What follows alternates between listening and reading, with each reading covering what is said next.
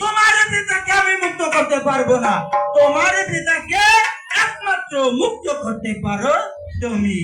তাই যদি পারো তাহলে আমার সঙ্গে চলো। আমি আর এখানে বিলম্ব করবো না দাদু, তুমি আমাকে নিয়ে চলো দাদু।